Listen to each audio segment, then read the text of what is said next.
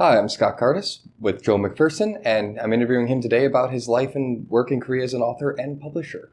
Joe, Hi, great to be here. can you tell us about yourself? Well, again, I've lived in Korea since 2004, started Korea's first food blog called Zen Kimchi.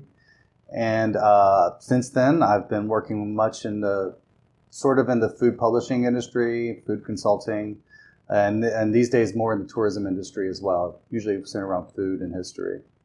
Obviously, these days with Corona, it's a little more difficult with the tourism. It's kind of tightened things up, but it's pushed us to do projects that we've had on the back burner for a long time. Oh, so it's kind of a silver lining in that case. It's been good. It's been good. We planted the seeds for when things pick up again. It's going to be great. But I mean, you're an author-writer, the first food blog, Zen Kimchi. Mm-hmm. I mean, there's a few others people might have heard, but you're probably, I think you are like the original. It's there. Yeah. Yeah. Well, I mean, you're still very popular. So, you share all over social media. People, you were recently, we tweeted about a lot of stuff. People do read your stuff and listen to it. I feel like you do have a very big impact on at least the expat community, foreign community here in Korea. A bit. So like, if I wanted to open a restaurant, right, what are some successful things? What are some things I could do to try to open a restaurant in Korea? I was going to say, don't open a restaurant. I mean, you shouldn't. Yeah. Tell us why. Well, I always say back in the day, I'd go into the restaurant business when I have money I want to throw away. But from what I've seen from some success and failures, of course, market research is the big thing. I can always tell you like what not to do rather than what to do. But market research, little things like you would think buying secondhand equipment you're saving a lot of money, but in the long run, you're going to be fixing that so much, and things will be breaking down, and you have to throw away food because your refrigerator's broke down, things like that. It's best to invest in new equipment and try to find a location. It's really all about location. There is a mentality of if I build it, they will come. They don't come. You have to have a good location. Because that mentality does exist in America. Like if I have a really nice restaurant, people will drive to go to my restaurant. But in Korea, it's not the case. You can have that, but even anywhere around the world, those are outliers. I mean, that's what the Michelin star ratings are based on. Is a 3-star rating is I'm going to drive out to this restaurant because it's very hard to have a restaurant that people want to drive out of the way for. There are a few in Korea I will drive for. But most of the time I'm out, I'm hungry, I'm looking for a place to eat. I'm in the neighborhood, I'm with some friends. They're not going to want to go all the way out there. So always keep that in mind. Location is super important. Example is I did run a restaurant right on the Cheonggyecheon, right in Jongno. I'm pointing like everyone knows where I'm talking about.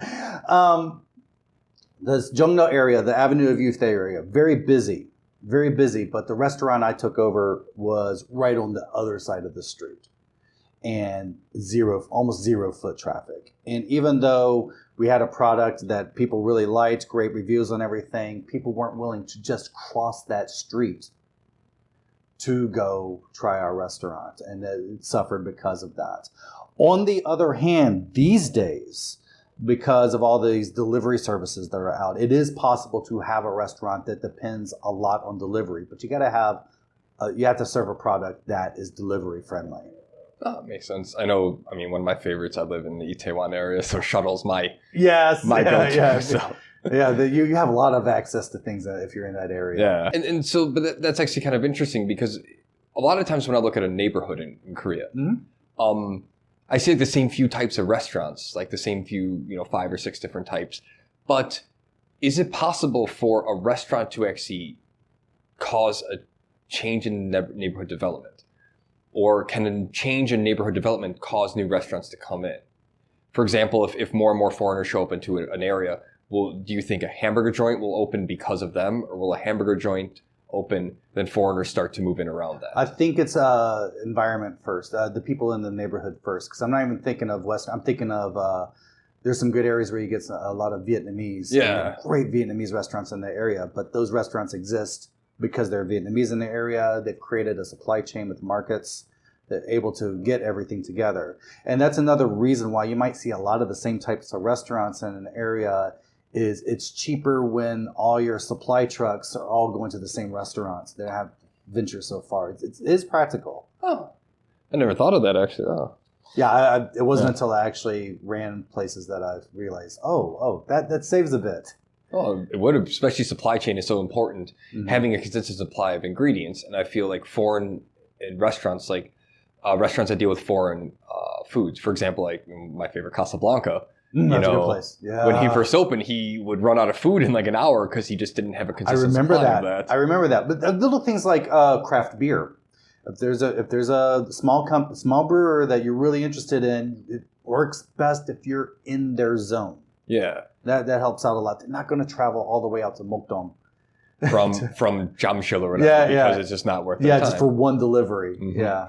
Unless you're buying that much. So it's like, you have to have such scale or they're just not going to buy. You're not going to. Yeah. Don't expect that. Always plan small and then slowly expand. That's another big mistake I've seen a lot of big Korean companies do is they expand really fast and then they get really thin and they collapse. Am I allowed to mention some companies? I don't see why not. Okay. Korea generally. Yeah. A good example would be Cafe Bene was one company that focused more on expansion than they did on their actual product. And then suddenly they stretched out too thin. And as soon as one small disaster happened at the company, everything collapsed. And you can't even find that cafe anymore. Because it seems like every year, like I'll see a new trend in food and I get kind of excited to see new food coming in. Oh, it's exciting, yeah. But then it's like, churros was everywhere. You couldn't swing a stick without hitting 10 churro restaurants. But then now, I don't think I know of any of them anymore. And last year, Malatang, everywhere. It's disappearing now. It's all collapsing. And usually what I find that when something gets really big, you'll find some like type of scandal show, some news show that talks about scandals in these some places, and then suddenly they all collapse. I think it was back in 2006, 2007, there was I think it's called Dr. Fish Cafes. Yeah, they grew up everywhere. It's a place you have a coffee and then you put your feet in a little pool. Those ones. And the little fish would come up and eat the skin off your feet. They were everywhere. And then little show came out saying, people are getting psoriasis from these pools, and they all collapsed. Same thing with fresh juice bars. Yeah. Yeah. Someone came up and saying, they're not sanitary, and they all collapsed. This happened with Malatang. So it's like some of these trendy restaurants are on such razor thin margins or so like delicate balancing act that. Yeah, it's an overly saturated market on a market that is very whimsical.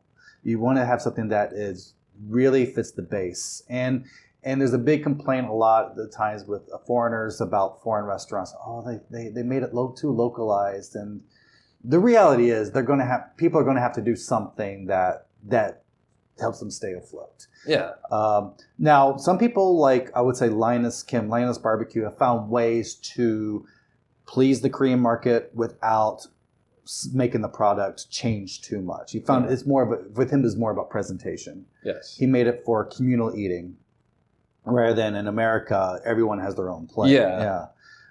So he did it that way. I think Wahid at Casablanca has kind of done the same thing. He's made it a little more local friendly, and that's how they're able to succeed. Well, that's kind of interesting because you say like if I have a community of people, then the restaurants will come to service them. How would you but I've seen in some areas like Haebangchon and Gyeonggi-dan, there, I couldn't swing a stick without hitting 20 amazing restaurants 3-4 years ago. And then now it all collapsed. A bunch of them are closing. Some new runs are coming in, but a bunch of them closed, and they said that they were closing because of rent. Basically, you get these trendy restaurants that bring in all the crowds. The landlords start raising the rents because a lot more restaurants come in. A lot of people outside the neighborhood start opening restaurants in the area, trying to attract those crowds. The rents raise more than the people who originally made that place popular. They're priced out of their own business, and that happened in Garusugil is a very good example of that. That was very cool, nice cafes. Got really trendy, and then all the cafes were priced out, and they couldn't. And now it's just franchises. Oh. Same thing happened with Gyeonggi-dan. Yeah, it was. I joke. It attracted a lot of rich kids who wanted to play restaurant, and they came up with a lot of mediocre places up there. and when the crowds went to another area, they couldn't survive on their own. That makes a lot of sense. Do you think that a restaurant owners can support each other in an area? Because I know like Haebangchon, for example, is HBC Fest. They do. And I think that's one reason Haebangchon has done well when Gyeonggi-dun hasn't. Haebangchon tends to be mostly foreign-owned restaurants. When Gyeonggi-dun was invaded by, I would say, rich Gangnam kids that wanted to open restaurants. The foreign community tends to support each other in that sense. I would hear all the time people saying, "Oh, I'm out of this," and they'll call, "Hey, do you have any extra lettuce? Do you have extra onions?" And they will go and they will share products. The neighborhoods I've worked in restaurants, I've run restaurants, and everyone was cutthroat. No one helped each other out. It was everyone. They saw everyone as the competition that needed to die, rather than supporting each other. And you need to help your neighborhood, or you will die. But it was too much. It was too cutthroat. Yeah, because like some competition is good between restaurants. It helps keep prices somewhat compatible or comparative. Yeah. Otherwise, you have like someone. But what you find this with the crowds is like the Korean lifestyle is ilcha, icha, samcha. People are jumping to different restaurants, and so they're not going to come up from one restaurant and then just go home. A lot of them are going to try different restaurants, so it helps to attract people to your neighborhood, to your area. And what's good for your restaurant or for your neighbor's restaurant, you're good for each other. So then like they bounce, let's say, from your restaurant for ilcha to my restaurant icha. Yeah. And then we can do that. Yeah, so it's like one has a really good barbecue place, Gogi Chip, and another one has a really good beer bar, chicken bar, or something like that. They feed off of each other. It really works. A few places have done that. They have like some innovative places that have coupons for another restaurant or another bar that's right nearby. Really? So you eat at this one restaurant, then you get coupons and you go have your icha at this other bar. Yeah, because like my initial reaction is like that seems counterintuitive, but when you explain it, it actually makes sense. It works, especially with the Korean market. People had such a good time; their friends are like, "Let's do that again." Right. That's about it. All right. Thank you very much. That was very fun. Thank you. Thank you. Thanks for tuning in to this episode where we talked to Joe McPherson about Zen Kimchi and gastronomy in Korea. Hope you enjoyed it. Hope to see you next time.